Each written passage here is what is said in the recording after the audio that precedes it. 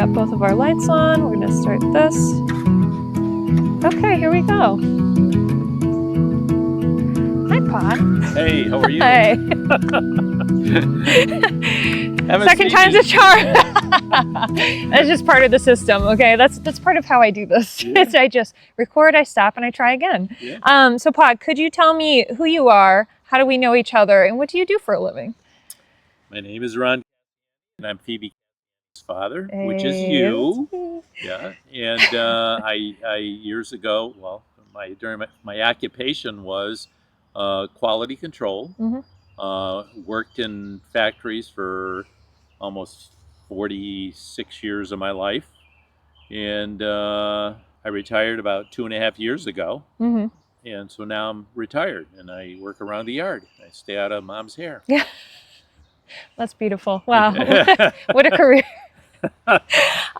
Okay, so I'm gonna do this a little differently. We'll see how this goes, where the wind takes us. But I would love to know if you could tell me about where you grew up and what it was like. Well, I grew up in a small town in Connecticut, and at that time when I grew up, the town was kind of a sleepy town. It's a lot different now because it's basically a bedroom community of the. But it was a sleepy town. It was a nice town. It was a pretty town. It was a rural town. I really enjoyed it. Yeah. I really enjoyed it. Could you tell me how your parents got there? My mom and dad married after the war. Which war? World War II. And they lived in a small city in Connecticut. And my dad was actually brought up in the small town that we eventually lived in, and he wanted to go. My assumption is, I never asked my dad this or mom, but my assumption is that he wanted to go back to his hometown. And since it was rural, it was kind of inexpensive to purchase land, and at that time he bought a small piece of land there in New Hartford. And basically they decided that they wanted to build in that town. And in 1955 in Connecticut, there was a flood that took place.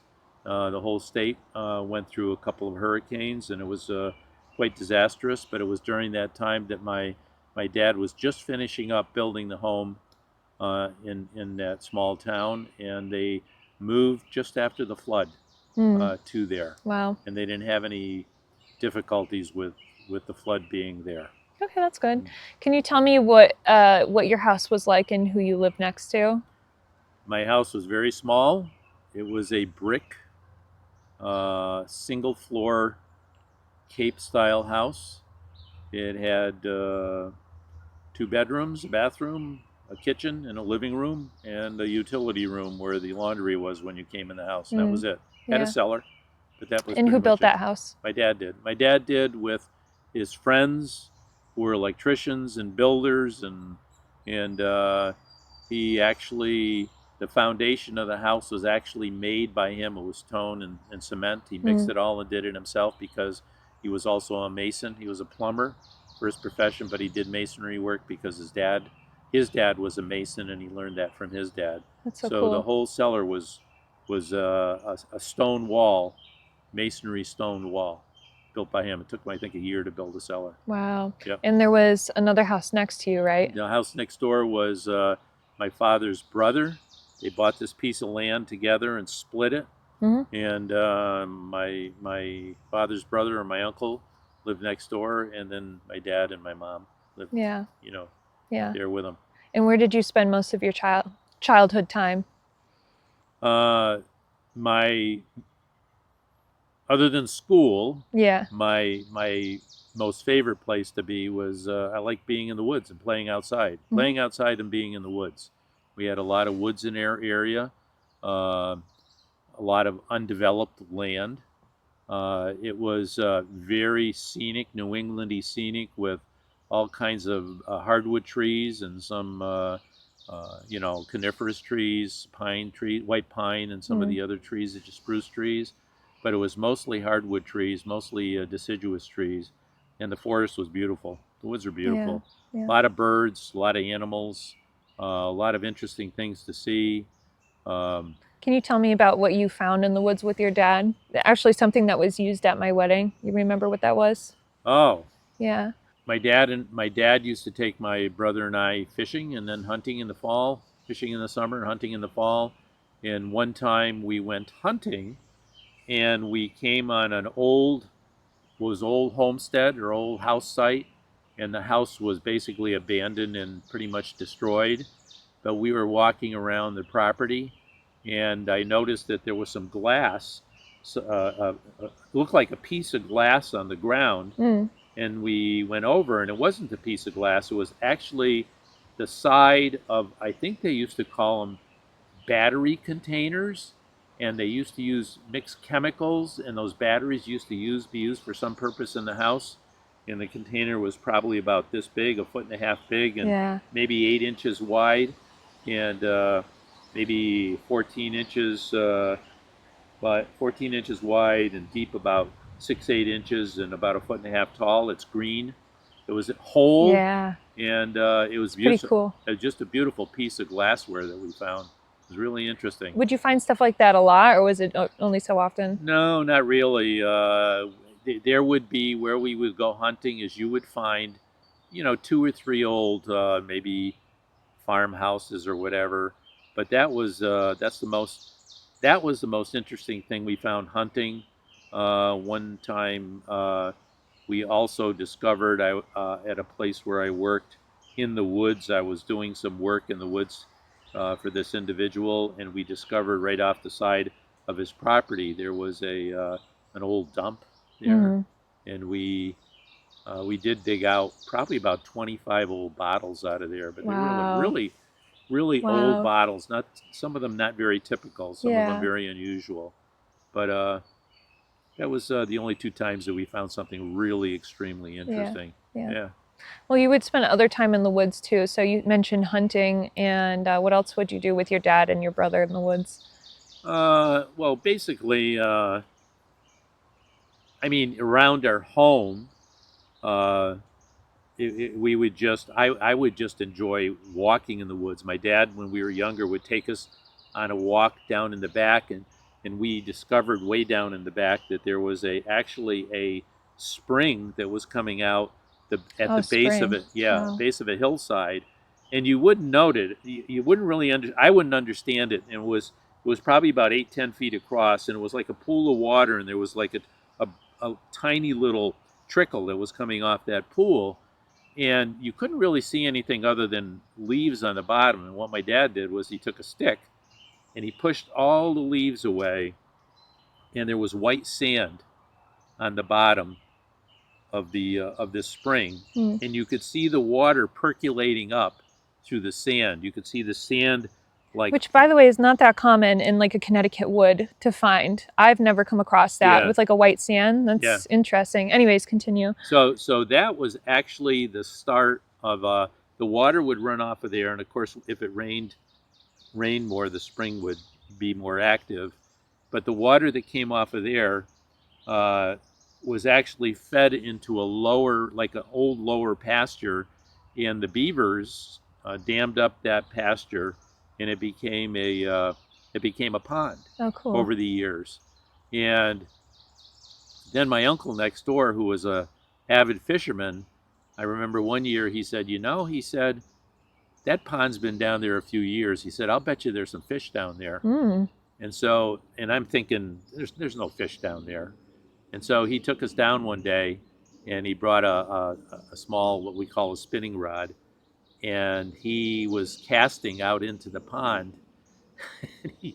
he caught a trout that was about 16 inches long out of the pond. It was a big trout, Yeah.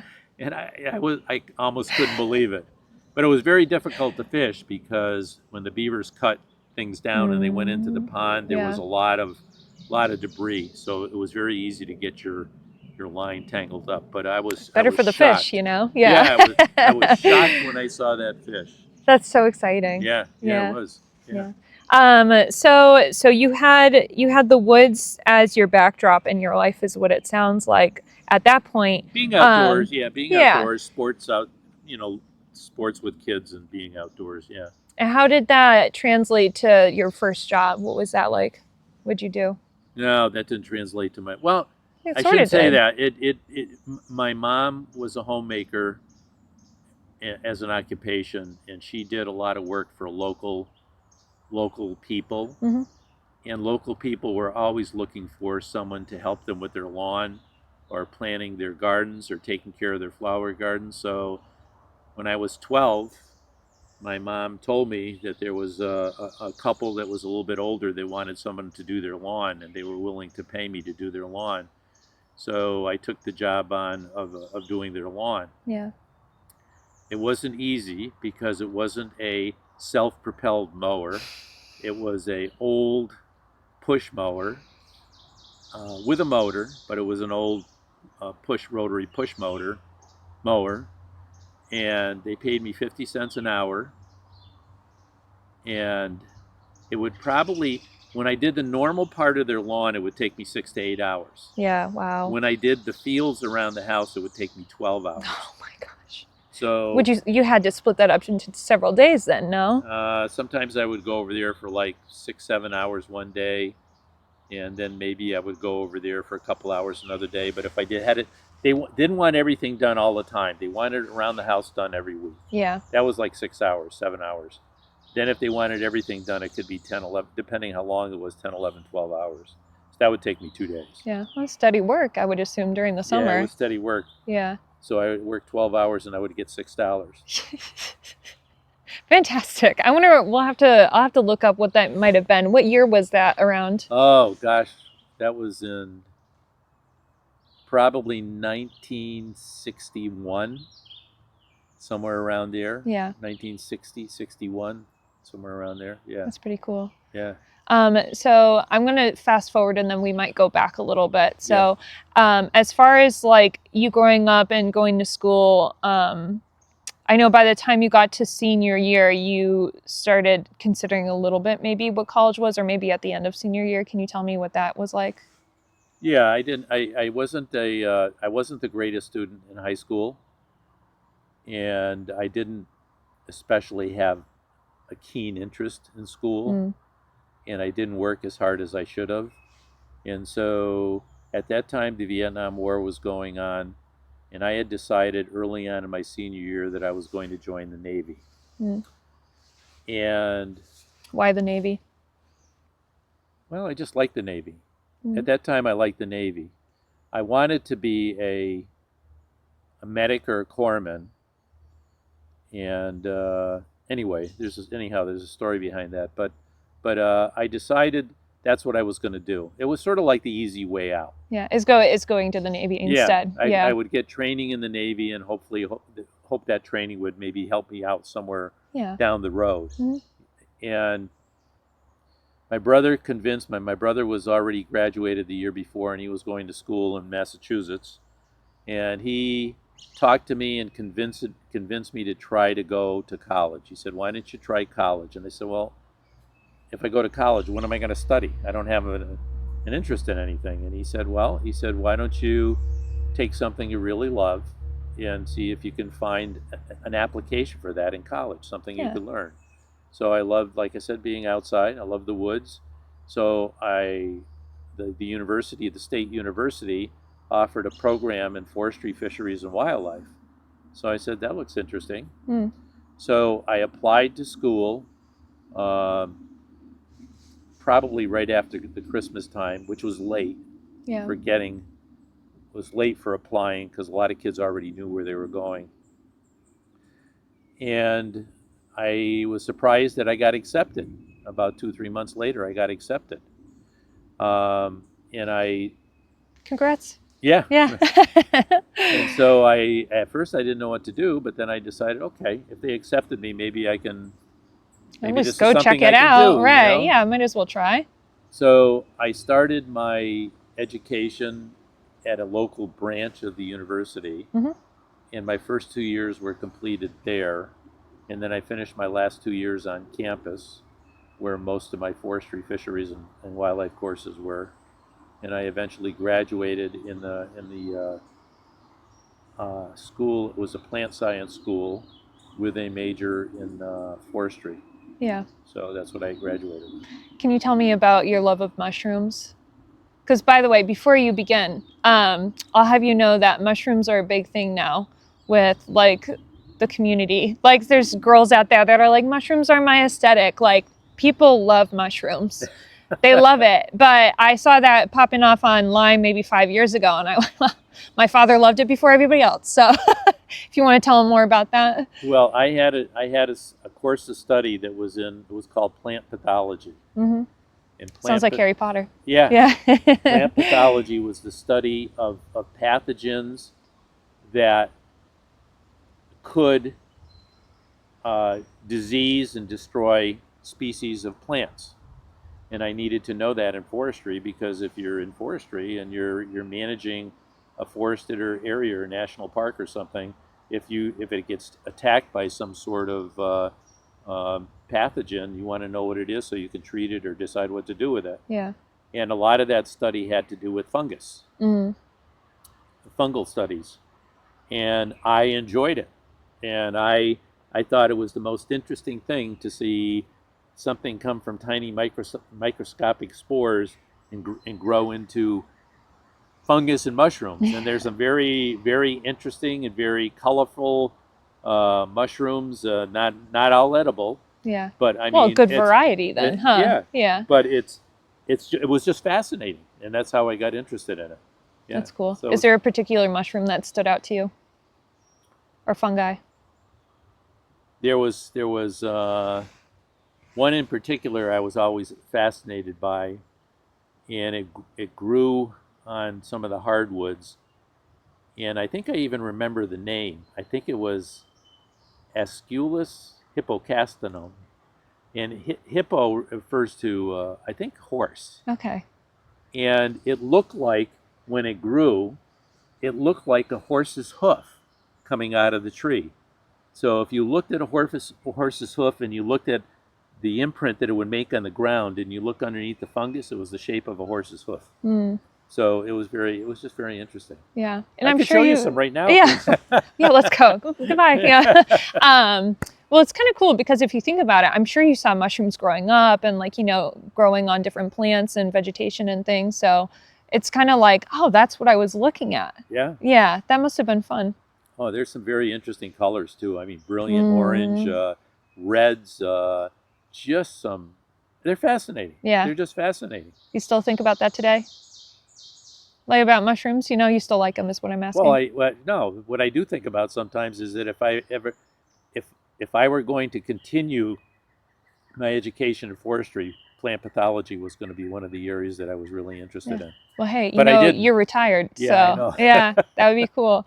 So speaking of forestry, did you go into forestry after that, or what No, happened what after? happened was when I went to school, the Vietnam War was going on, so I did get a 4-year deferment from the service Mm-hmm.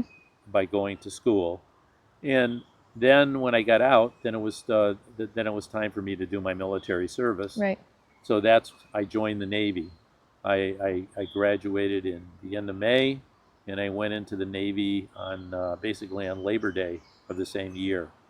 And I signed up for 4 years. I was 4 years in the Navy, but I was never in harm's way in the Navy. Mm-hmm. Never. Where were you stationed? I went to boot camp in Chicago, Oh, Great I Lakes, didn't know that. and then I had school in San Diego, Mm-hmm. and I was in school for 3 months. And fortunately, when I was in the school, they needed somebody to be a tutor to the other students in school. I was going into the field. I was going to be a storekeeper, basically Okay. an accountant and storekeeper in the military, ordering stores, ordering supplies. And we had tests every week, and I did very well on the first week's tests. And they asked me to be the tutor. Mm. So, which was not a bad thing, because you had to be at the classroom every night, 5 days a week for 2 hours after dinner. And so because of that, I never had to stand duty. That 10 hours during the week Oh, was my really? duty. Ooh, okay, So yeah. because I never had to stand duty, I had my weekends free, and I could always go places and do things. And at the same And time, I was in San Diego? San Okay. Diego, At the time, yeah. and at the time I was there with one of my best friends from high school. He went through the Naval Academy. He Pretty graduated. cool. He was put on a destroyer. He was off of Vietnam for 6 months, and his destroyer came back for time off the line. And when he came there, I was just coming to San Diego, and basically I met up with him, and I met up. His brother was there too. He had gotten out of the Army, Hmm. so we spent time together when we were out there, and it was great. Yeah, that must have been really nice to see someone, a familiar face. Yep, Yeah. it was great. We had a great time. Well, how was that then if you were in Connecticut and then, like, I don't think What? we mentioned this as much, but your mother didn't have a car. You didn't end up going on many vacations growing up. You know, it's not like you were traveling all around. How was that having to go to Chicago and then San Diego? Well, Was it exciting or? before I went in the military, I had to train my mom how to drive a car. Right. How was that? It's pretty shaky. Yeah. It was shaky. It was shaky for her Yeah. because she was in. I think she was probably in her late 60s Wow. when she had to learn how to drive, and that was not a that was a very difficult thing for her. Yeah. But we got through it. We did have a little episode where we were turning around in her driveway, and she stepped on the gas when she should have stepped on the brake, and she hit her 250-gallon oil tank that was in the driveway, and it lifted up about an inch off the ground. The front lifted off about an inch off the ground, but we didn't break any oil lines. We didn't cause any cracks in the tank. We were okay. Mm-hmm. We were okay. And Mm-hmm. she learned, and she did well. And then after we got her in her car, I was able to sort of leave and Yeah. have Have good a, feelings. And it was yeah, I don't think let it her was go. exactly right before I left, but it was during that period of time before I left that I had to teach her how to drive Yeah. because of school. My last 2 years of school, I was going on campus. I wasn't home, Yeah. so she had to drive then. So it was Mm-hmm. actually a little bit before then. Okay, yeah. So But around that time before you left. yeah, Yeah. and then after we finished school in the storekeeper school in San Diego, um, there was about 22 of us, 24 of us in the class. Mm-hmm. Everybody except the top 5 students in the class were given East Coast duty, and the rest of the guys went to Pearl Harbor, were on the West Coast, or went on ships off of Vietnam. Mm. So I was shipped to the East Coast, and I probably had the best duty that anybody in the Navy ever had. I was stationed on Nantucket Island, Massachusetts. So Were you expecting that to happen? no, Wow. not at all. I had Man. no choice in the matter. That's what we were assigned. Right. And I didn't even know what Nantucket Island does what it was when I was assigned there. Yeah. And there What were was a your lot. first impression of it? It was bleak. I went there in February. Oof, yeah. It was bleak. It was cold. Yeah, New England winters. It was at a place where we had probably about 160 guys there. It was a small naval facility, and a lot of the guys hated being there. A lot of guys were from big cities like Detroit, and Chicago. That was totally different. Cities that they did not like being there. They Yeah. hated it there. Yeah. But there were probably 50% that didn't like it at all, and there were 50% that It was okay. liked it. It Yeah. was okay. Yeah. Yeah. Well, then you hit spring. What was that like to have the first spring and summer on the island? Beautiful. Yeah. I discovered how absolutely beautiful it was. Beautiful, beautiful place. What'd you like about it? What do you remember? We were on one of the tips of the island, so the ocean was very visible all the time. The nature of the island, the beautiful flowers that were there, the beautiful shrubs and the trees that were there, the history of the island. When I got into town and saw that the town was a historic town, it was a historic whaling community, and with brick sidewalks and brick buildings, and It's pretty idyllic. Stone streets. Yeah. It was just fascinating. It was just a beautiful place. And who'd you meet out there? I met my wife out there. Yeah, your mother. Yeah, That's who I met. hey, I know her. Yeah. Yeah, we've met. And I was looking for a good church to attend, and I found the Baptist church in the island. And I have to say this, that I became a Christian when I was in the service. Mm-hmm. I accepted Christ as my Savior. In San Diego, right? In San Diego. Yeah. With my friend. Mm-hmm. And when I came to Nantucket, I realized it was important for me to grow. So I was looking for a church that basically professed that kind of a cultural background and belief. And yeah. we found it in the Nantucket Baptist Church out there. And what was Mom doing out there? Well, Mom's parents owned a very tiny little house on Nantucket that was left to them in the by a family member. Mm-hmm. And I'm gonna stop the recording and then we'll keep on going just to make sure that this doesn't. We're gonna press stop. Okay, so you met Mom out there, and she had a little house that her parents had inherited. Yep, they would they would close the house up in the winter. They would rent the house out for most of the summer, but they came out on a couple occasions when they opened the house, and they had it for 2 weeks in the summer for themselves, and then they would close the house in the fall. Well, I met Mom when they came out one summer. I don't think it was the first summer I was there. I think it was the second summer I was there. I met her at a Bible study at the Nantucket, at the pastor's house for the Baptist church. What do you remember about her? First interaction or whatever, or first night? Do you remember much? Yeah, she was beautiful. Yeah, she was beautiful, tall, very nice shape. Mm-hmm. Mm-hmm. And I saw her interaction with people there, and she was very pleasant, very, very pleasant. And at that time, she was I'm trying to think of I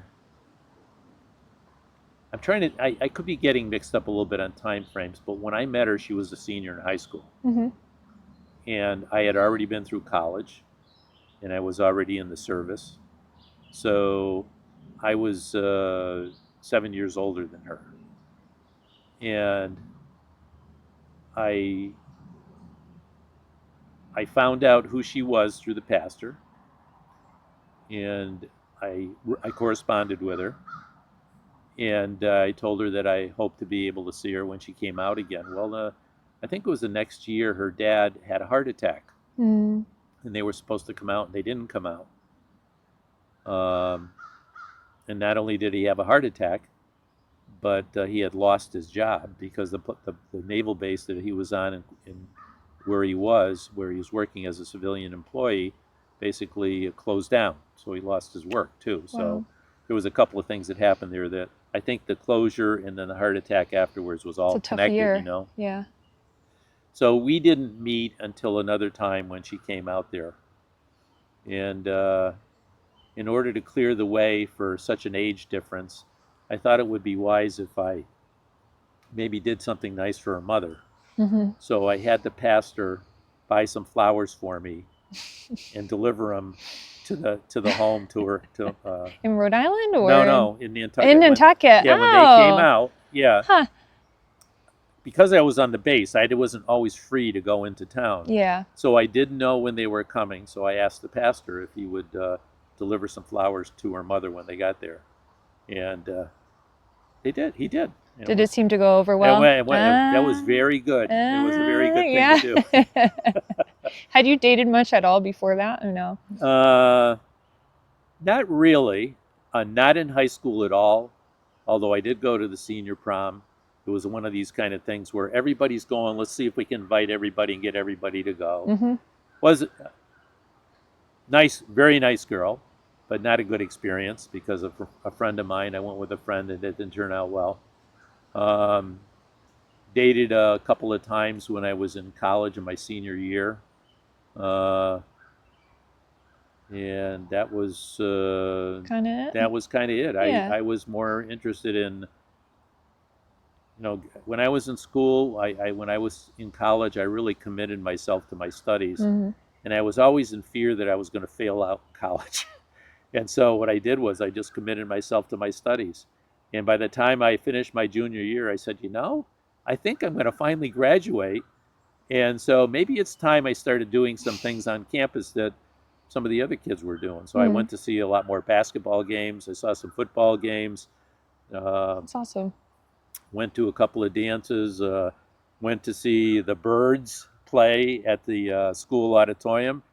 I went to see Muhammad Ali, Oh my who gosh, came to really? speak on campus. And at Wow. that time, he had become a Muslim, Hmm. and they had stripped him of his title, his heavyweight title. So he was speaking on campuses around the country. And he came to our campus, and I went to see him, and he was probably one of the most interesting speakers I've ever seen. I was, I was, That's incredible. I was really impressed. I was Yeah. amazed. Yeah. And So that's and that's kind of how you spent your time then in high school, colleges. Well, in college you were more focused on that. So yeah, if we go back to being on Nantucket, it's now you've been there for 3 years by the time you send the flowers to mom. Is that no, it? no, I Or was there. I think, you know, I hope mom doesn't get mad, but I just can't remember time frames that's exactly. okay. I'm pretty sure the first year I was there without knowing her. I think it was the Yeah. second year when I met her. Yep. I met her when they came to open the house early on, late in the spring, and that's when I became interested in her. Mhm. Then I found out about who she was from the pastor, Right. and I got information where she lived, and I wrote to her.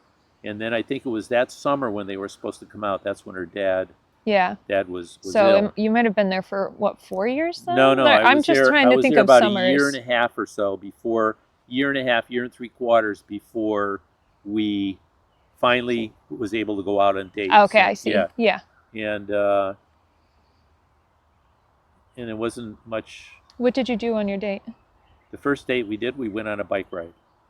Yeah, we rode out to one of the places on the island and spent all day riding, basically. And did mom know it was a date? Initially, no.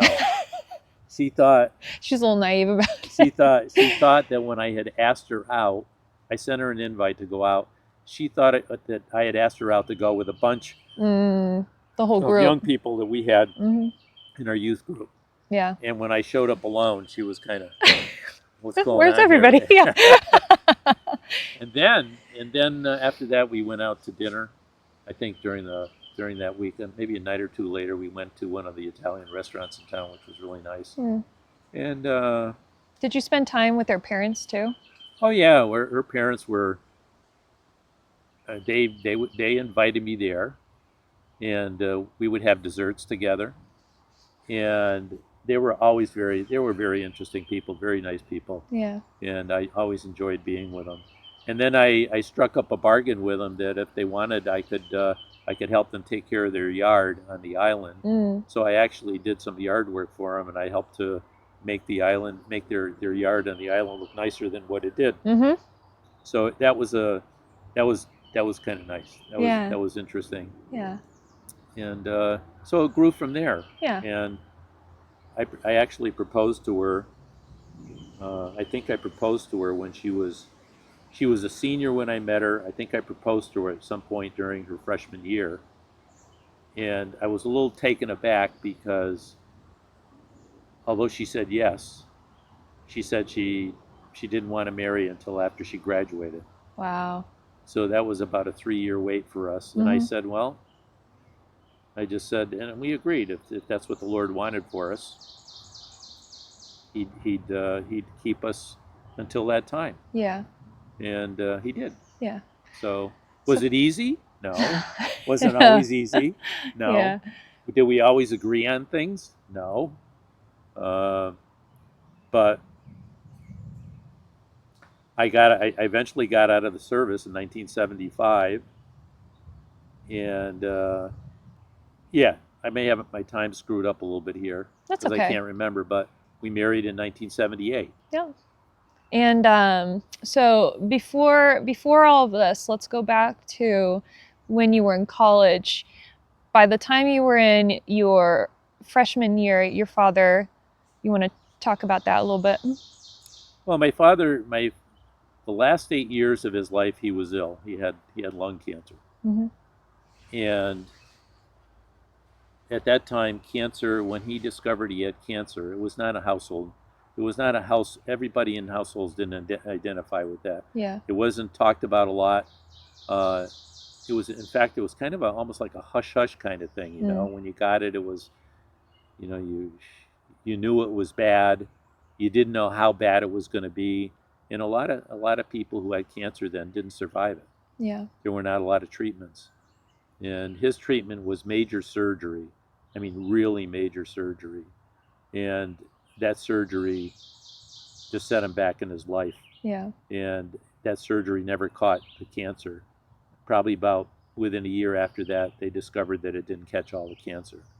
And it took him months to recuperate. Then he started going back to work. He was a plumber. It was a rough job. And then he got sick again Yeah. because his cancer came back.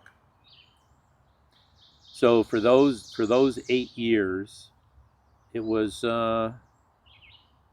it was a lot of ups and downs, a lot of physical ups and downs for him. He had good periods. He had bad periods. Um, and the cancer was obviously spreading. And that when I went to college, he was still home. He couldn't work. My mom was working. She was doing, like I said, she was a housekeeper for people. Mm-hmm. And my junior year, the spring, the early spring, late winter of my junior year, my dad passed away. And And where were you in life at that point? well, he was ill. He was away from home for a year. He was in a veterans hospital. So when I was in school as a junior, I was on campus. My first 2 years were uh, at a branch, a local branch, and then I transferred to campus. And every couple of weeks, I would catch a bus on a Friday night, and I would go to the city where the veterans home was, and I'd see him. And my mom would be brought in by a relative because she couldn't drive at that time. Yeah. And then I would go home with her that night, and I'd spend the weekend at home, and then catch a ride with somebody back to campus on Sunday. So it was rough until the spring of that year when my dad passed away. Yeah. And So I guess my question, the reason why I bring that up is not just to like tell a sad story and yeah, get people interested in that, which I do think it's interesting, but in the way that that's a formative time to lose your dad. So I wonder how that was for you now. Now we go 4 years later, or then some, and you're 28 and you're getting married and your dad's not there and you've been to the service and you've you graduated college and you're starting this new life. Was it like, what was that like to not have your dad there? my dad had his major surgery when I think I was in 8th grade. Yeah. And I remember waiting all day long because we didn't know if he was going to survive the surgery. Yeah. And I remember waiting all day long to see if he was going to be alive at the end of the day. Hmm. And so we got home from school and found out he made it through the surgery. But it was a difficult time. And during those years, all the way 9th grade through 12th grade, and my first 3 or 4 years, 3.5 years of college, or 2.5 years of college, he was not. He was he was my dad, and whenever I was with him, I would share things with him.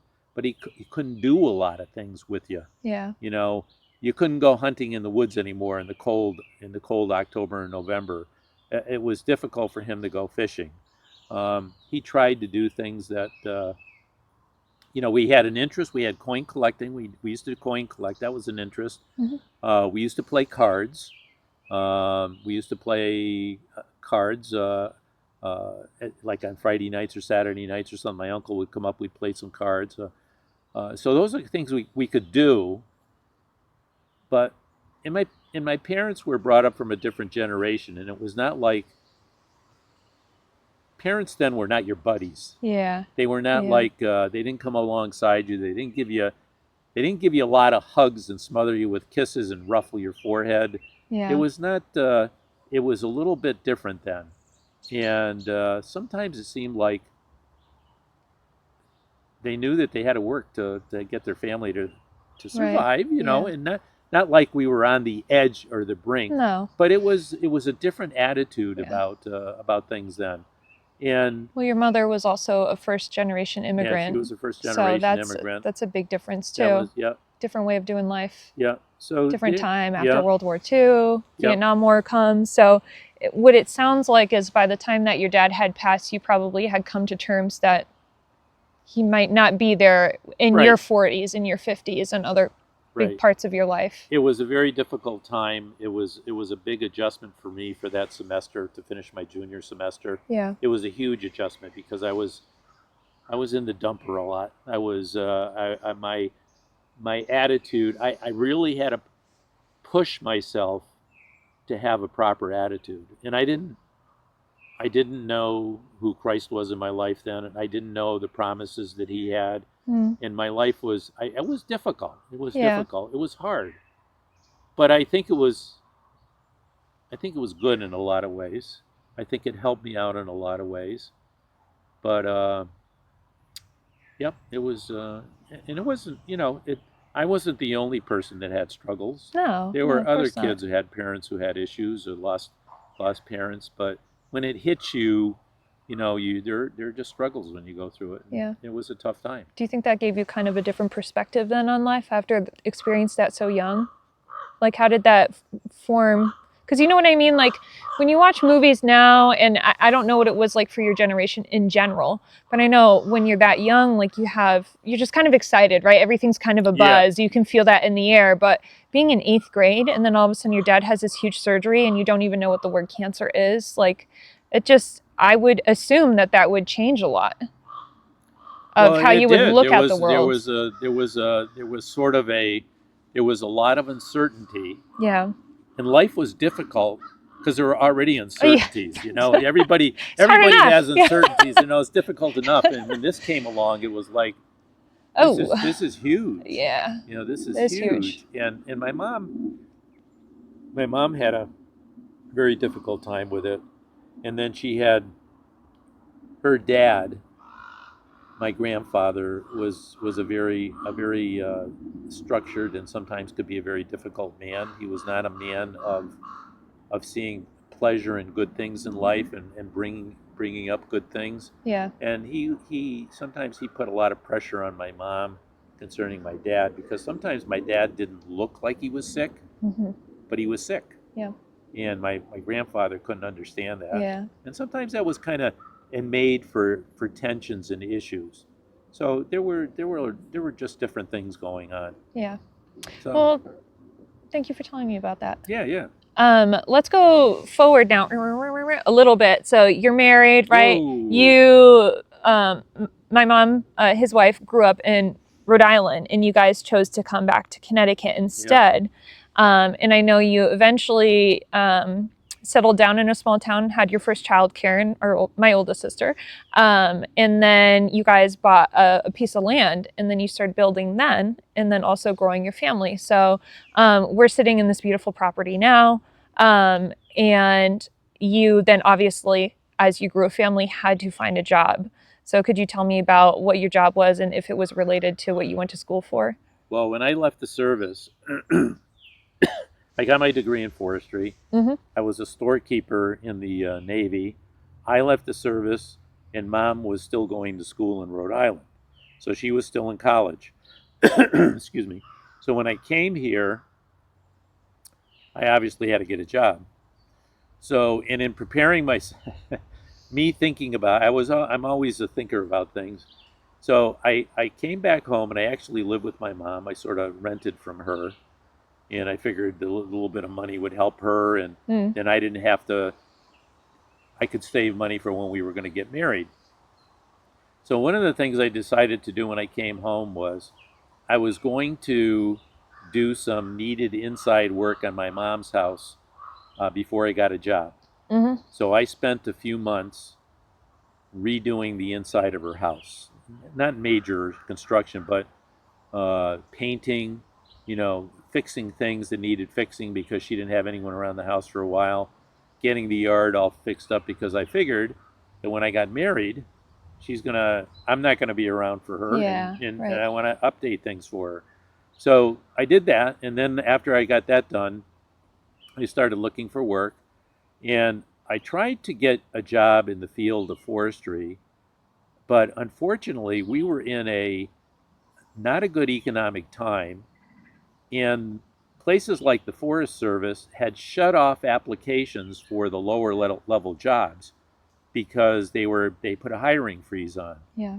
And then locally, I tried to get, there are not a lot of places that hire foresters, Mm-hmm. and there were not a lot of sawmills then. They were kind of old-fashioned sawmills where the farmers had the mills and they didn't hire foresters for forest management. Mm. So you try to get in on the state jobs.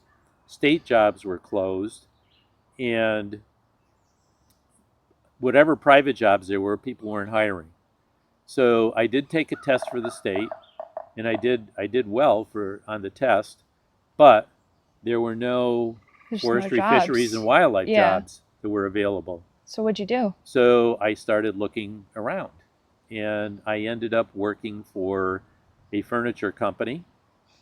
And it was kind of an interesting match because the furniture company interfaced with companies that provided us with the necessary forest products to build our furniture, whether it was lumber or whether it was turnings that we used or whether it was panels that were used in the furniture.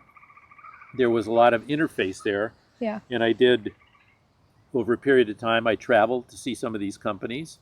And I guess my knowledge of forestry actually wasn't wasted because it helped me to interface with these companies and to Mm. do the work I did. Huh. So that was the job I had when we got married, and that was in another small Connecticut town. And so when my wife and I got married, when your mother and I got married, uh, she came to Connecticut, and that was huge, a huge move for her because she was Yeah. an only child Mm. and she was a daughter, and she had a close knit community with her church that she was at. So the move for her was huge, and I didn't find out until the other day that we were talking about that move, Yeah. and I didn't find out till the other day that there were a lot of she had a lot of sad moments and tears Mm. were shed, Yeah. but she didn't shed them in front of me. Mm. And there was an interesting story It's too. another generational shift because I cry in front of Connor like every day. Well, Anyways. just an interesting aside. When we got married, we had secured an apartment, Mm-hmm. and just before we got married, the couple that had that apartment were building a house and moving out of the apartment, and the wife told the husband that she wanted a divorce. Oof. And so their whole plans for their house went out the window. And the people that were renting to them, the husband wanted to stay in the rent because they were going to have to sell the house that they just built. So they didn't want to have him leave. So we were without an apartment. So my grandmother lived in a local city, and my grandfather had passed away, so she lived alone. So we asked her if we could stay with her until we found another apartment, Right. because it was Right. this was like a month before we got married, and we didn't Yeah. have time to find an apartment. So she said yes, and so as it turned out, we got married, and we lived with her for, I don't know, at least 6 months, 7 months, 8 months before we found an apartment and moved out. But Wow. it was the most, although it was a very difficult time for mom to make an adjustment, being married and away from home. Her parents came out quite a bit to see us. I'm sure they Every 2 or did. 3 weeks they were out, Uh-uh. which was okay. It was Yeah. fine. No, it's sweet. But the experience of living with my grandmother was a wonderful time for her. And, bearing in mind that my grandmother didn't speak much English, she was Italian, and she didn't understand always a lot of what mom was saying. They hand motions and Yeah. gestures we made it through that, and it was special because we had a Christmas tree at my grandmother's house, and that was the first time my grandmother had ever had a Christmas tree in her house. Oh, And she was in her very late 70s or very early 80s when that happened. yeah. And it was a real lovely Christmas. It was Yeah. a special time. So Okay. just for that alone, I wouldn't have missed it. Stop again. Okay, just want to make sure that we didn't stop. I've been talking for 50 minutes. Do you know that? Yeah. I know that, Mom. I can feel the buzz in my phone. Mom called, and she's Yeah. gonna be home soon. Well, she'll be home. We'll be finishing up. It's no problem. Hey, we're talking about her, okay? Yeah, we're right, busy. So to go back just a little bit. So what it sounds like is that you got to live with your grandma and your new wife, and you had your in-laws come in to visit every few weeks. And even though your grandmother didn't speak much English, it didn't sound like at all, you were able to kind of give her, like you said, almost like a first Christmas and all these other experiences that sounded like they were really special for not just her, for everybody. So you said you were there for 7 months, was that it? Yeah, somewhere around that time frame before we got Okay. an apartment. Yeah, and then we moved to wasn't too far away. It was about a half an hour away to an apartment in another small city, and we were there for probably a couple of years, and we decided that we wanted to look for a house Mm-hmm. or a piece of land to build on, and we looked all over. We looked at houses that needed a little bit of repair. Yeah. That Little were TLC. major repair. Yeah. And we looked at a lot of pieces of land, and some of the towns that we thought we could afford to purchase land, we couldn't. They had the little towns started to grow, and people from the inner cities or the cities of Hartford and started moving outward, so property became more expensive. So we ended up buying this piece of property that we're on right now um, at a relatively good price because it was so rural and so small that if you want to go shopping, you have to get in your car and travel a half an hour to go somewhere to just to do some basic shopping. Mm-hmm. A lot of people didn't like that. Mm-hmm. So this town was not growing like some of the other towns. So the property prices here were lower, and we were able to afford a piece of property.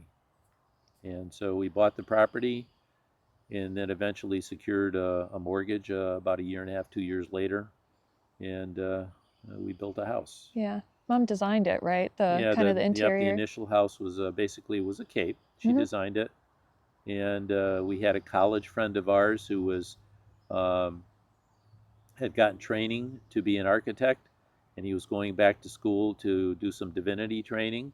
So he needed money, so we paid him some money, and he transferred Mom's basic sketches into an architectural plan. Yeah. It's not elaborate.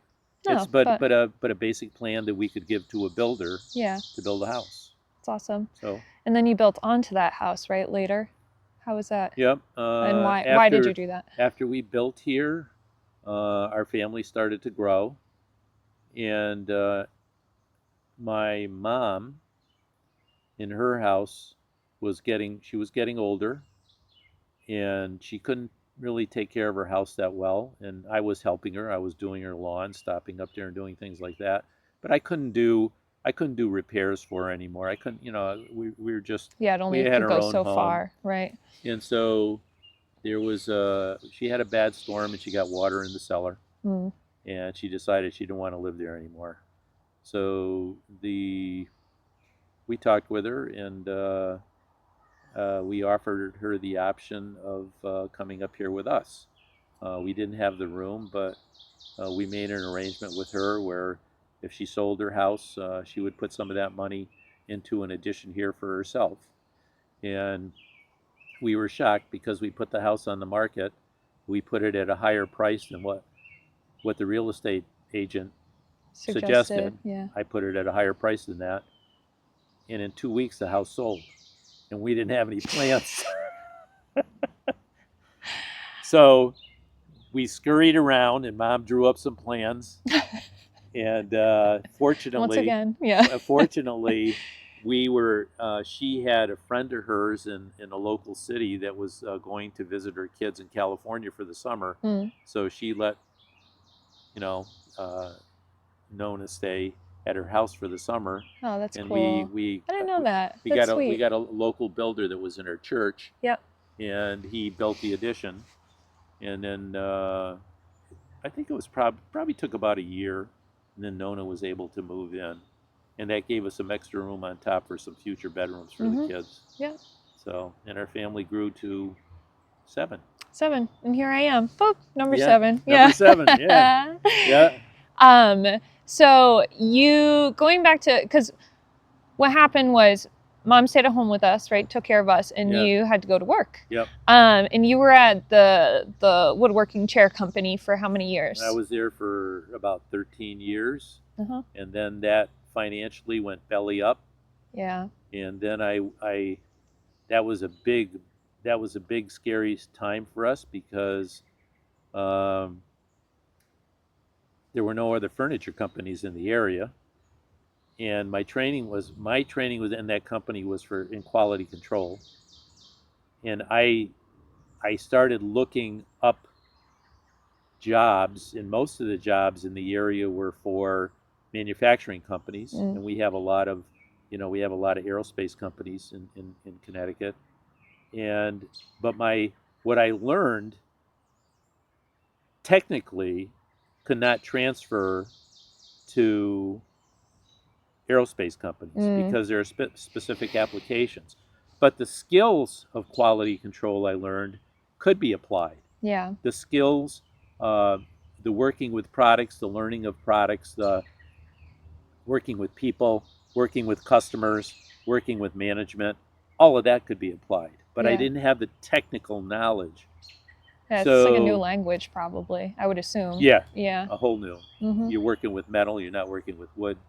So I had a cousin that did some part-time accounting work for a manufacturer in another small town, and they worked on commercial and aerospace parts, machining commercial and aerospace parts, but their specialty was in gears and splines.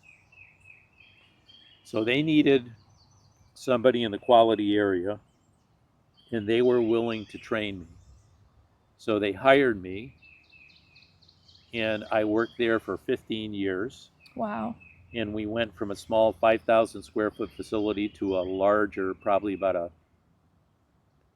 20,000, 25,000 square foot facility.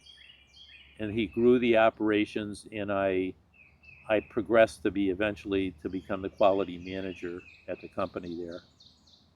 And it was hard, a lot of hard work, a lot of hours, long hours, a lot of long hours, a lot of long weeks, a lot of 55-hour weeks, sometimes 60-hour weeks. But what did you learn from that job? At the time that I was there, although I was learning every day, and although I learned a lot, sometimes I didn't think I was learning a lot. I was applying myself. I worked hard. We had a lot of guys that worked hard there, and we worked together. And it was very precise work. It was very, very precise work. I learned how to use a lot of instruments there, how to check work, very sophisticated work. And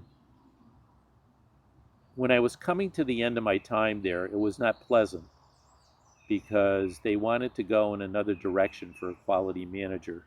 I think they thought that I wasn't dynamic enough to be a manager of a company that they wanted to grow even bigger.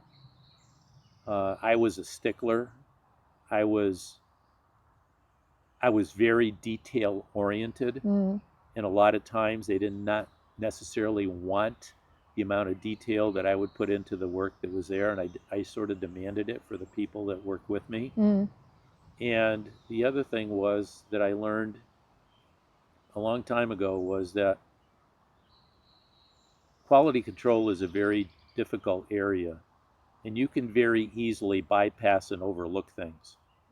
But when you're in the aerospace industry, you can't do that. Yeah. And you have to develop a you have to develop a culture and an ability to say no, that I'm not passing this. Mm-hmm. And that's not easy. That's not easy for people. That's not easy to It's go up also to somebody and say, you didn't do this right. mm, We're going to have to do this all over again. Or you didn't do this right. You didn't come and check with me. All the parts that you worked on are now scrap. We have to do them all over again. That's that's tough.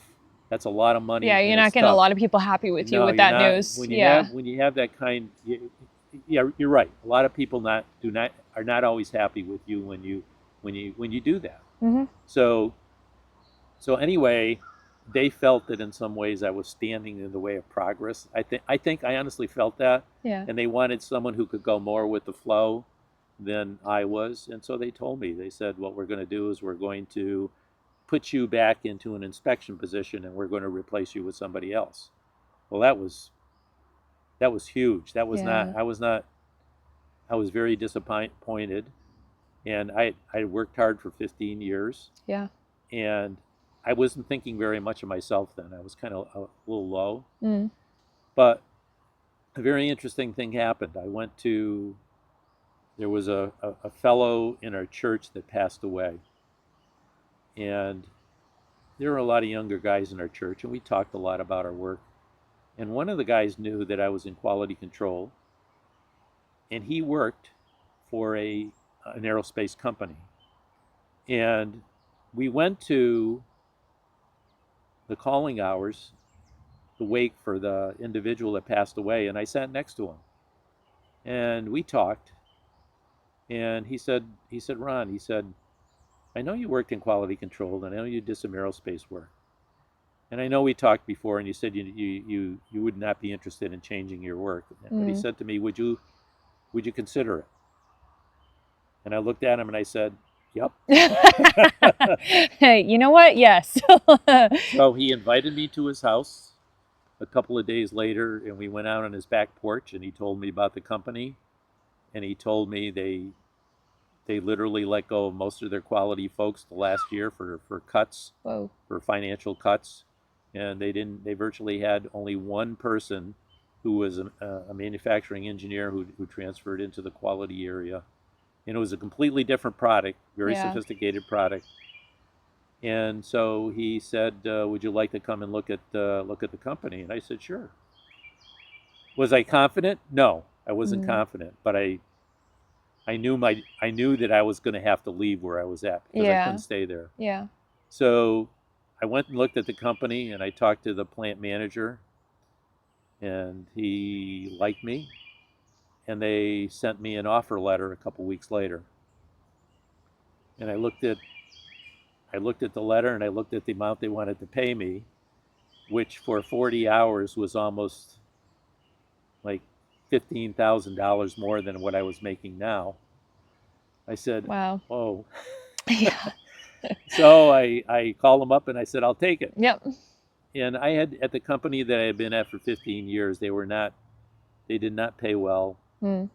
They did not treat us well financially. They did not treat us well with time off. And all of a sudden I had a week more time off, and I had a lot more pay, and I had better health insurance. I had a better 401k. So I took the job. I started the job. And after 3 days, I walked up to the guy who hired me, and I said, I don't think I can do this job. It was a completely different product, very sophisticated, very difficult. And part of my responsibility was to work with the government because there was government contracts there, and I was supposed to help sell product to the government representative, and he was the most difficult representative in our area. And he was more of a stickler than I was. I was going to say maybe a resemblance of you in a way, huh? Yep. Yeah. And then we had a main line that was a GE product, and we had trouble with our product line, and GE was on us, on our backs about that. So I stepped into a lot of problems. Yeah. Yeah. The belly of the beast. But, you know, I like to think I did it all. I didn't do it all. There was a lot of prayer involved. Yeah. There was a lot of trust. There were a lot of issues. But ultimately, I was there for about 3.5 years, and I got promoted into a new product line because of my work there. And That's cool. That yeah, must have been a big deal it for was you. huge. Yeah. It was huge. After I was there a year and a half, they had somebody who was heading up a new product, and he didn't want it. Mm. He just felt it was too much. He didn't want it, and they offered it to me. And I finally got smart enough after about 20 some odd years to say I'm worth something. Yeah. And if they offer it to me, I got to be worth something for them to do that.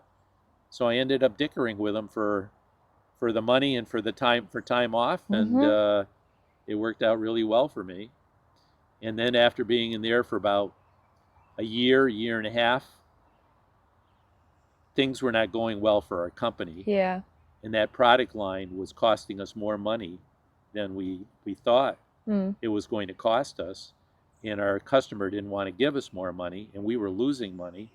So I could see the writing on the wall that that program was going to go south. Yeah. And while I was evaluating all of this, um, I got a call from a fellow that worked there and went to another company, and he called me up and he wanted me to go there as Mm. a senior quality So engineer. something new again. So it was something Yeah. brand new product line. And I turned it down.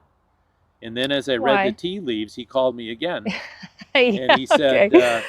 Ron, he said, what are you thinking? You want to come over? You want to look at the job? And I said, I think it's time I come to. Yeah. So I It's went pretty there, pivotal. and Pivotal time. they hired me.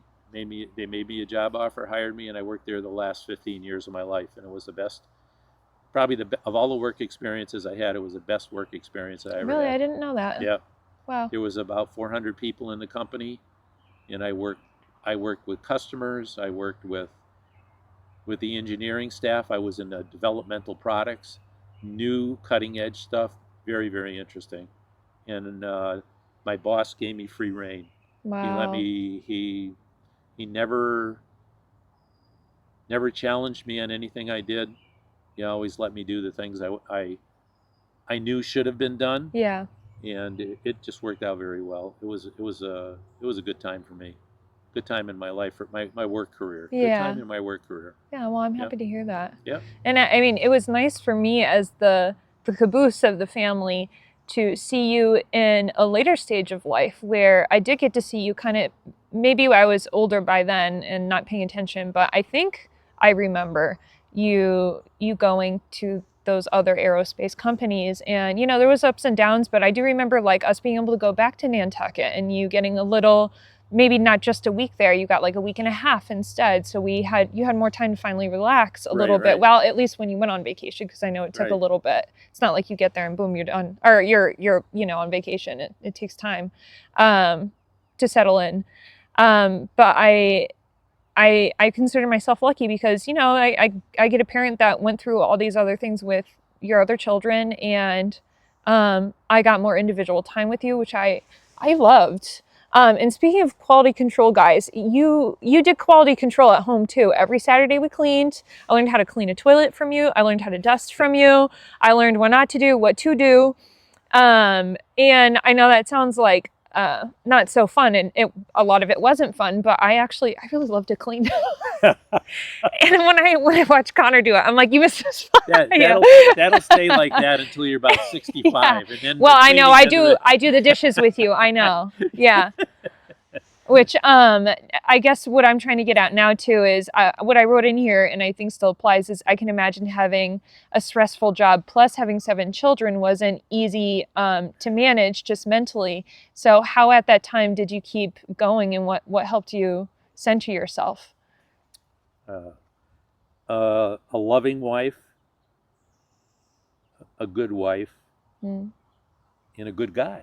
Mm. I there's a lot of things that I don't think I could have done. When I look back, I don't think there are challenges that I could have faced and things that I could have accomplished in life without your mom.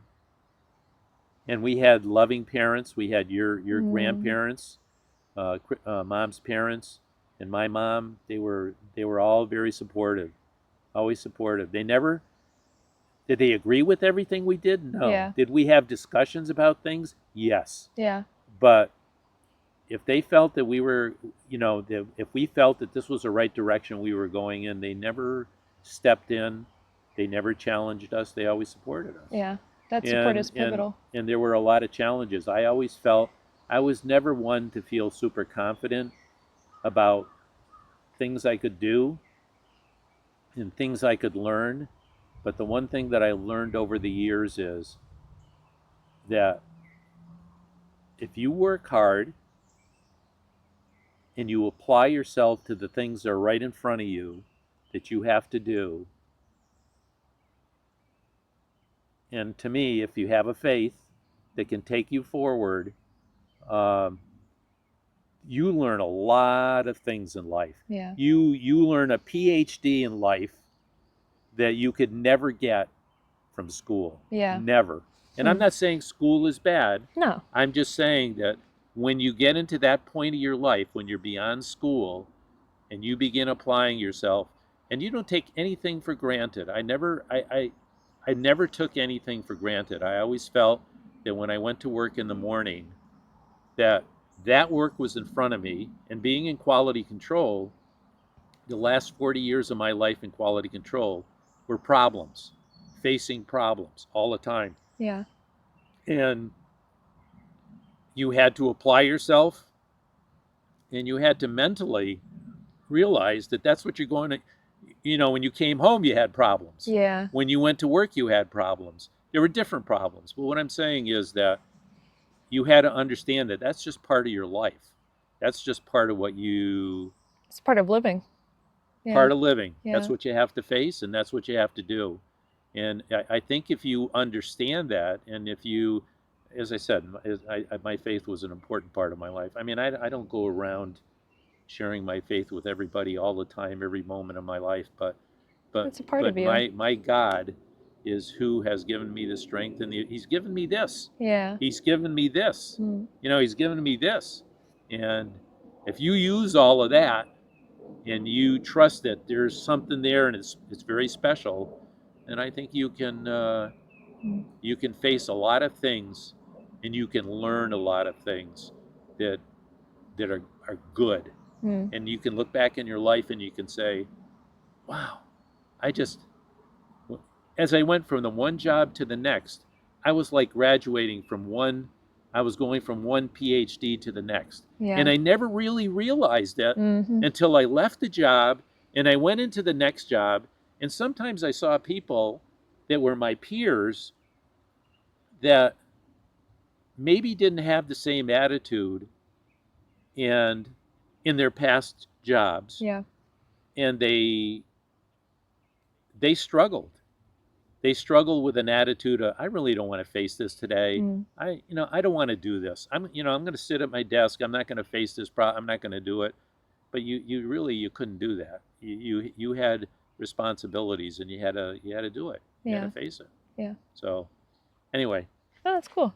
Okay, so because you were able to thankfully get some time off in the zeitgeist of all these problems going on with the job and 7 kids at home, it's not like everything was perfect all the time. No, even with one kid, hey. But you know what? We can't. I will say this one thing. Over the years with 7 children, there were a lot of issues. They were not always good issues. But right now, when I think back over the years, most of the time, I only think only the good things. Most of the time, only the good things come up.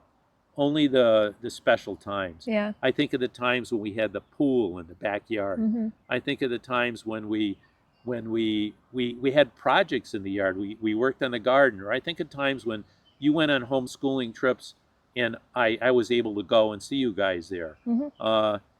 I just think of times when we went to Nan and Gampa's house in Rhode Island, or when they came out for Christmas, or we went there for Thanksgiving. Yeah. There are so many good memories, so many wonderful things. that brings up my next question. What are some of your favorite memories from our vacations? Because Oh that was, gosh. again, you go back to Nantucket again and again and again, you know, even though you didn't know what the heck this little island off of Mass was when you first went there in the Navy. Yeah. So what were some memories that stand out to you? Because of because your grandparents, your mom's parents, they, when our family was growing, and as long as they owned the house on the island, when our family was growing, they allowed us to have 2 weeks on the island every Wow. year to take our family out there and enjoy it. And the only thing they asked was if they overlap a weekend with us. They didn't mess with our weeks. We overlapped the weekend, but so every year for a period of time we were able to take you kids out there, and we would pack the cars with groceries, pack the cars with snacks, and we would go out there, take the boat, take the car over there. Well, what car did we have? Oh, the last big car we had was a 15-passenger van. Yeah. And it was like a green, like yeah, a the seafoam, dark green. aqua Yeah. green, yeah, Yeah, the monster, sea monster. Uh-huh. But it was, Which was the best for vacations, oh, but not the best for the small roads. and remember, we used to walk into town. Yeah. We remember July 4th parades, the some water of the best fights memories. on July 4th, and seeing friends out there like Jim and Louise and all the others. They were so special because it was just us together out there. Yeah, it was a good community. And now for me, as special as Florida. Most of you guys are in Florida. Yeah. All the grandkids are in Florida. That's a special time for us when we go down there. Yeah, there's sometimes we complain about the heat, but just who doesn't? Come on. But to be down there with you guys, it's great. It's a wonderful time for us. What I find interesting too about where you and Mom come from both is Mom was a single child. She didn't have a ton of cousins. Like she did, right? And like those ended up being my cousins because we didn't have a lot of cousins between Mom being an only child and you having 1.5 brothers. So it's interesting to hear that like Mom was kind of not lonely, but she was by herself when it came to like being in the house as a kid. And with you came from a family that wasn't necessarily close in every way. And then, you know, your dad passed when he was young. Your mom passed when I was, I don't know, like 4 years old. I was pretty young. So the fact that you guys built such like a huge community within your own home and like you were loving to me that way. Like you weren't like your parents in the way you've described them. Maybe you were a little more stoic in some ways than other dads that I had come across, but I didn't even understand that you were an introvert until I grew up because you would always talk to me and you would be silly when you came home and you would always be out doing something in nature. That's another thing I think you missed out on saying is like, part of what grounds you is nature. You have this in your backyard. What a beautiful, wonderful gift, you know? Yep. What a great creation. Yeah. But yeah, it's interesting to see like, you know, I just went through the house with you for the first time in like over a year of being home and there's pictures of us all around and it's not just it's all of us, you know, and then it's the nieces and the nephews that have come from that or your grandchildren. So it's pretty cool that you, not only in your business life did you try new things and get a PhD in this and that, like you also grew your own family and it's kind of amazing. It's kind of amazing how different it was. And again, not that everything was perfect or whatever. We all got along all the time, but at the end of most days, I was happy to be a part of it. So I think that's its own PhD. Yeah. Yeah. Well, life isn't perfect. No. We're not all perfect, and you know, there's bumps everywhere. Even now at our ages, there's still bumps and pitfalls that are out there. Yeah. But by the same token, one of the things that I used to say, I don't know if I said it as much to you, but I said it to some of the kids that were a little older, was that, you know, when you grow up, it's important to keep good relationships with your brothers and sisters because sometimes in life you're going to be pretty lonely and they might be your only friends. It stopped. I don't know when it stopped. We'll find out. All right, here we go. Yep. Because it's supposed to start raining about 6 o'clock. I know. Racing the glass clock. Okay, so I have just 2 more questions for you, Pa. Now that we've gotten kind of to the end of not the end of your life, but the end of your life currently, where I need to rethink this. Hold on. Give me a second. Now that we've gotten to present day, okay, not the end, the present day. Oh, yeah, he falls over. The end. Would you have any advice for people who are kind of looking at something that's out of their wheelhouse? What would you give them advice about with your experience? I think that people, are you talking young people or anybody in general? Anybody that is looking at something that maybe they're afraid to do that's new, like you've experienced a couple times. Well, I think there's a couple of things. I think you should look within yourself to see what you've done in the past and to see how you handle things in the past. I think that's important to know, that there's been certainly progress. Yeah. And there's certainly been times when you pushed against the grain, you've learned something that you thought was difficult. I think if you had that in a lesser experience in the past, I think that's important. But I would never discourage anybody from trying something new or trying something difficult. But I would also use common sense when you're doing that. Mm. If you swept the floor in a stadium where the Red Sox play, and you decide you want to own the stadium and run it, and take a $50 billion loan to do that, I would say that's kind of ridiculous. Yeah. That's kind of a ridiculous end of it. But Yeah. I think that if you've applied yourself in the past, and you've really thought things out, and you look at what's ahead in the future, and there's something on the table that's a good possibility for you, I think you should grab it. Yeah. I think you should grab it and try it. Take the I mean, what's the worst opportunity. that can happen? Yeah. Yeah, you might fail at it, but you might. What's wrong with that? And there's You nothing know? wrong with that, Yeah. because that you just learned something by failing. You learned that that's not for me, and that's not what I like. Yeah. And that could be relatable to other fields too. You could say, well, I'm going to stay away from that. Mm-hmm. But look at society. Look at people with their jobs. Look at people around you. Everybody's tried different things, and there's a lot of successful people out there. Mm-hmm. And what's success? Success is not necessarily getting to be the president of a company, or it's not necessarily making $500,000 a year. That's not necessarily success. Yeah. There are a lot of things in your life that are fulfilling, that if you can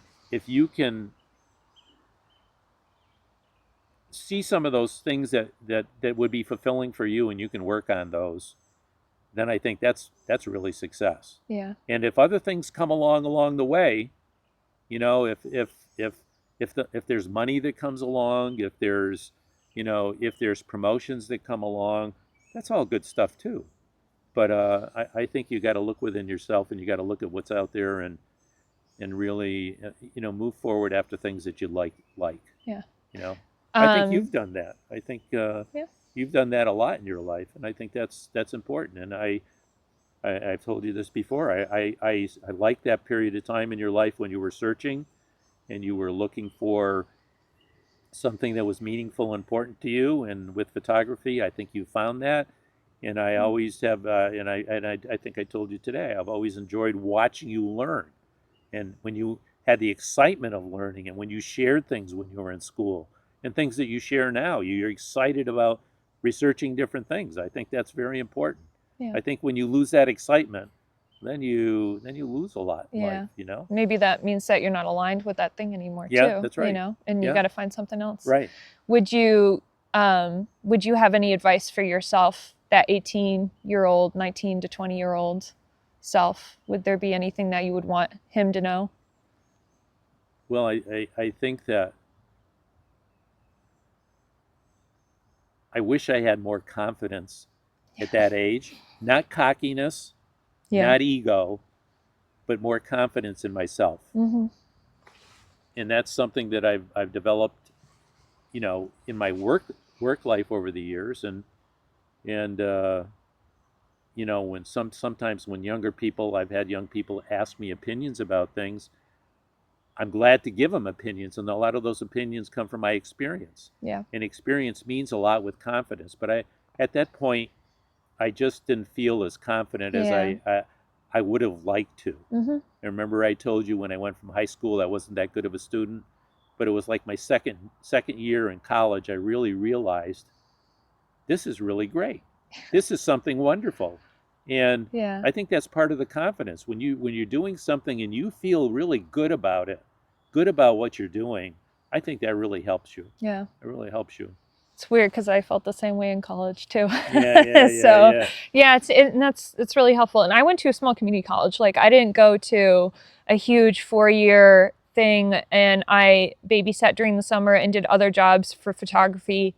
And a 2-year like certificate I was supposed to get for both photography and marketing and sales took 3 years, but I didn't have any debt afterwards. And like compared to a lot of people, I was behind, but I didn't have debt, and I was excited about what I was doing, and I was happy to have. I mean, like you were saying before, you encouraged that. You just said go and try it, and I did, and it meant way more than just, I don't know, than what other people think success may be. So I appreciate that.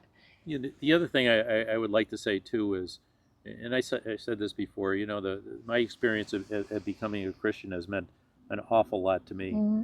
And the reason why that means a lot is because it gave me a different meaning for life. Mm-hmm. Okay? Mm-hmm. I have a vision for the future that's a good vision. I didn't have that vision at 18. Yeah. And I think that vision gives me a confidence too. I didn't have that for the early years of my life. And especially when all of those things were going on, I was afraid sometimes of what the next day would bring. Yeah. You know, and I don't feel that way anymore. It's not that disastrous things can't happen, but I feel more confident in knowing where my future lies. Mm-hmm. And it's certainly not with all the mundane things that we encounter here sometimes, you know. So I'm that's a big difference. That's a huge difference. Yeah. So well, I appreciate everything that you put into this. And now for the question everybody's been waiting for, what's a song you think everyone should hear in their lifetime? There was a song when my dad passed away. There was a song that was sung by a man by the name of Norman Greenbaum, Spirit in the Sky. Mm-hmm. I know the one. That song, for some reason, that song helped me out a lot during that time of my life. And somehow I think, and maybe the application isn't there, but I see this app. If you probably knew about the song and its origins, I don't know what the origins are. Maybe the application that I see isn't there, but the application for me was, that's when I became searching for something more meaningful in my life. And I equate that spirit in the sky to being God. That's what I equate it to. So it really, at that time, it meant a tremendous amount to me. And I didn't know why at the time. Yeah. But it meant a tremendous amount. And somehow when I listened to it, I found sort of a peace in that song right after my dad died. Yeah. So I don't know. So it's a good one. Listen to it. Maybe it'll bring you some peace. Who knows? Okay. Another question for you. You have a favorite Beatles song? Oh, there's so many. What's one that you remember growing up that you're like, ooh, like that it brings you back to a time maybe? Well, one of the songs that I like is not necessarily, I'm not sure if it's considered a Beatles song or more of, I think it's a Beatles song, but Ringo Starr sang the lead. What's it called? Movie Star. They're going to put me in the movies. They're going to make a big star out of me. The biggest fool that ever played in the big time, and all I have to do is act naturally. That song was, I always thought that was really a good song. Yeah. Really He's good underrated out of all of them too. Yeah. He's the new top dog for a lot of people. Yeah, he just came out with a new song, you know. Oh, he did? Yeah. Oh, I'll have to look that up. Yeah, you have to look cool. it up, and it's doing very well. I think it's on it might even be in the country and western charts. Oh, dang. Okay, Yeah. well, that's why I don't know about it. Yeah. Anyways. Mom's not impressed with it. Yeah, well, you know, it's hard to impress that lady. Okay, well, thanks for doing that, Pa. All right. Thank you. I love you, honey. Thank you. All right, let's get going. Yep. Here, eat some dinner. Hey. Hello. Don't worry about us. Over here, Phoebe. I want to step Oh, thank you.